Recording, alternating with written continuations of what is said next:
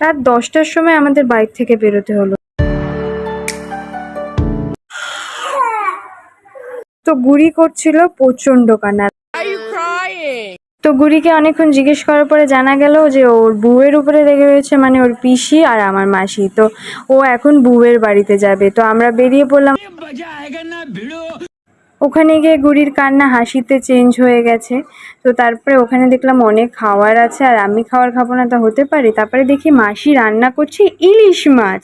তো আমি দেখে হ্যাপি হয়ে গেলাম, ভাবলাম রাতের খাবারটা এখানেই সেরে যাব, কিন্তু মাসি টাটা দিয়ে আমাদের তাড়িয়ে দিল। গজব বেইজ্জতি। তো তারপরে আমরা বেরিয়ে গেলাম বাড়ির দিকে। আর যেহেতু মাসির বাড়িটা একটু বাজারের সাইডে, তো লোকজন যাওয়া আসা করছিল তখনও। তো আর সত্যি বলতে রাতের রাস্তা আমার খুব ভালো লাগে। তোমাদের কেমন লাগে আমাকে অবশ্যই জানিও কমেন্টে।